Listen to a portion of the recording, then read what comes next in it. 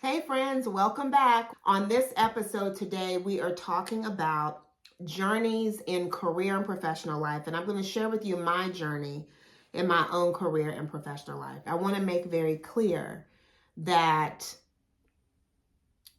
our career lives, especially as women, don't have one trajectory, right?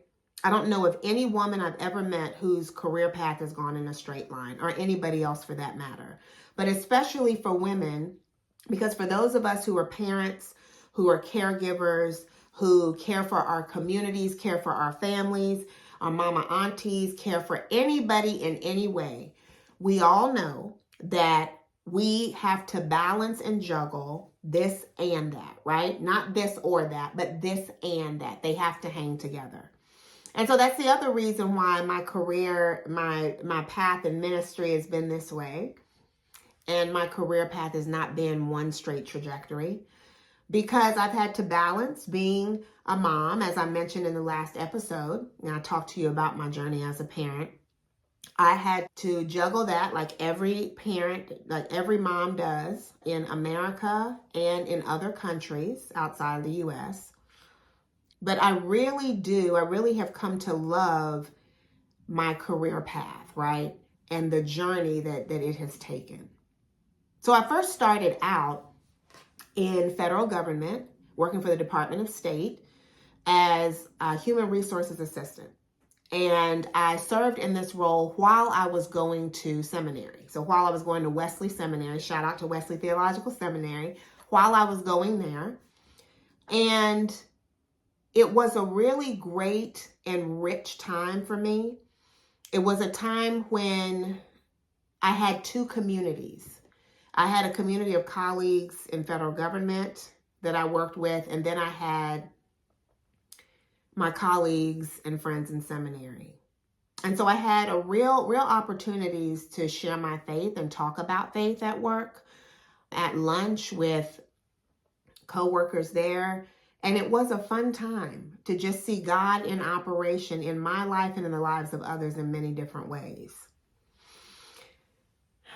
As I progressed in federal government and as I progressed in my seminary education, I met my husband in seminary, and we married also while I was in seminary. And at that time, I also went to work for the U.S. Agency for International Development as a human resources specialist.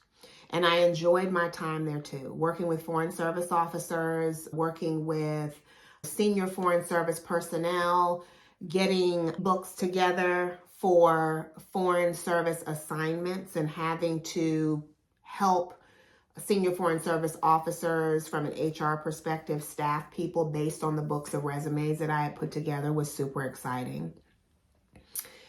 But I knew that that's not where I was supposed to be, right? I was happy when I was there. I enjoyed what I did, but I knew it wasn't where I was supposed to be. And I continued on my process for ordination. I continued doing that in the Methodist Church. And then once we had our first daughter, then I left U.S. Agency for International Development and applied to a position for Assistant Minister of Evangelism at Severna Park United Methodist Church.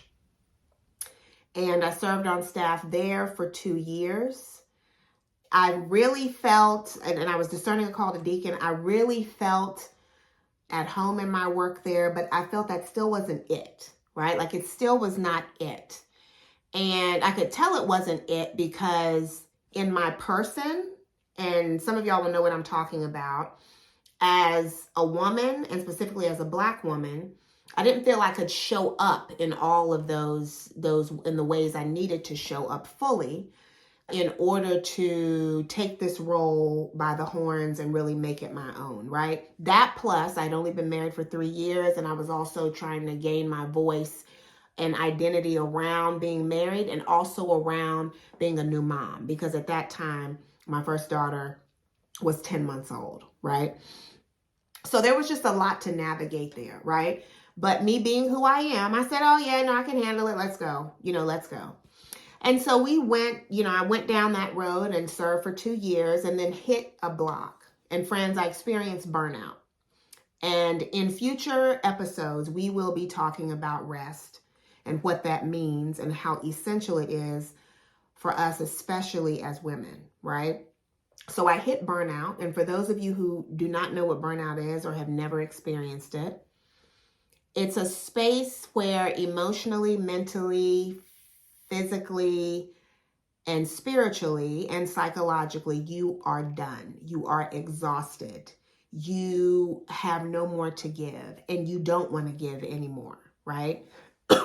I can remember driving up to the church one day, and I knew that I was in burnout in that position when near the end of my second year before I resigned, I started crying because the building was still standing and people were still inside, because it meant that I still had to show up and work, and I was done. And I went home. My husband and I talked about it, and then I went home to rest and just take care of myself. Again, the last episode I talked about self-care and community. I engaged self-care. I went home. I completely broke down and allowed my community, my family, my friends to speak life into me. As I healed, as I rested, as I did daily life, as I learned again how to care for myself well, how to care for my now 2 children well, how to show up fully in my marriage, how to show up fully as a parent, and all that that meant and all that that means, right? Fast forward 2 years, stayed home for 2 years, and then went back into ministry as director of nursery and children's ministries at Glen Burnie United Methodist Church. And then 2 years after that, serving as their associate pastor there. Now, friends, here is where I want to make something very clear, right? Stay-at-home moms do an inordinate amount, and they are grossly undervalued. And they are essential, and I just want to say they're essential and have been essential to my life. I was a stay-at-home mom for 2 years. My grandmother was a stay-at-home mom. My mom, for a period of time, was a stay-at-home mom. Stay-at-home moms are invaluable to the support, the care, the encouragement, the nurturing of their children, and really of many communities. But that being said, let me say right now, not everyone is cut out or called to be a stay-at-home mom. Did you hear that? I need to say it louder for the people in the back. Not everyone is called to be a stay-at-home mom. Now, I just freed somebody right there, because in order for our children to be well, there has to be a place in us that knows that we are called to work, some of us, and we're called to stay at home. And there are some of us who are called to do both and everything in between, and that's okay. That is okay. But that was a season of life for me that I enjoyed immensely, and God called me back into ministry. And I discerned that it was time to go back into ministry. And so then I was called back in as director of children's ministries and associate pastor at Glen Burnie Church. Then I had done that for 5 years, and then moved away from that and served as, I was still discerning a call to deacon, which means that in the Methodist Church, you find your own appointment. You are hired mainly by nonprofit organizations and agencies to do a certain skill set based on your specialization. Your specialization could be justice, it could be Christian education, it could be mental health, it could be licensed clinical pastoral care, it could be a licensed social worker, any of those things, right? So I left from there and I went to serve at Lutheran Volunteer Corps as their national program director for almost 2 years and enjoyed that immensely. But again, knew that I'm like, this still, yes, and I'm still not right. Something is not right. I was laid off from there. and then was on transition leave from ministry before we moved to New Jersey for my husband's work. And I really had to sit and discern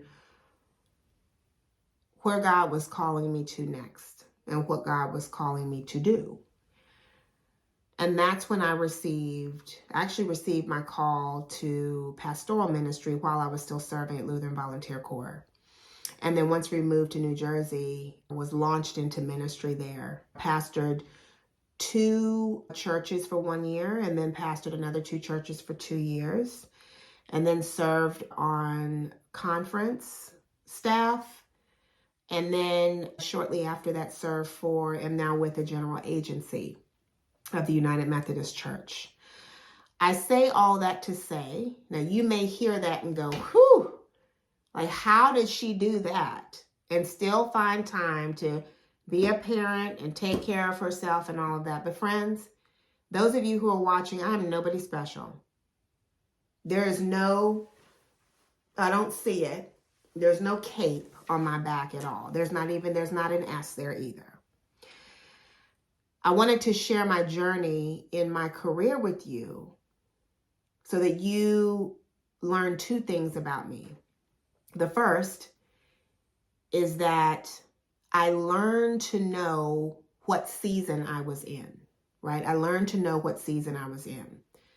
And the way that I did that was through prayer, but also leaning into my community of advisors and those who could give me wisdom to engage godly discernment, and then to put forth a strategy. And it wasn't just one strategy. There were a number of strategies that I had in every season of my career that I would pray about and discern and talk with family and friends about and pray about to figure out where God wanted me and also how I could best care for myself and my family in that season, right? And I think that's the way it is for all of you watching. There's no one right answer. There's no one way to do this. There's no one way that you have to have it all together in our careers. We pray, we discern, we ask questions, we seek counsel, we seek guidance, we think about it, we lean into our community, we create strategies, and then we wait to see which strategy will work, or we try which ones will work and then go with the one that is going to best serve ourselves and our families in that particular season, right? In that particular season. And friends, when we do that, it's not that, don't ever let anybody tell you that, well, you're moving off of your career path or whatever that is. I don't even know who uses that language anymore. But look at it as God really enlarging your territory. The specific call that God has given you. Look at it as God enlarging that territory so that anywhere that you go in your career, right? You are living out the call that God has placed on your life. You are living that out, right? And so that means that if we think about it that way, that means that anywhere our feet tread, anywhere we go, anybody we encounter, their lives will not just be changed through our witness, but also we can serve others with the call that God has given us. And that's not just in a church. It is everywhere that God wants you to go, everywhere that God sets your feet.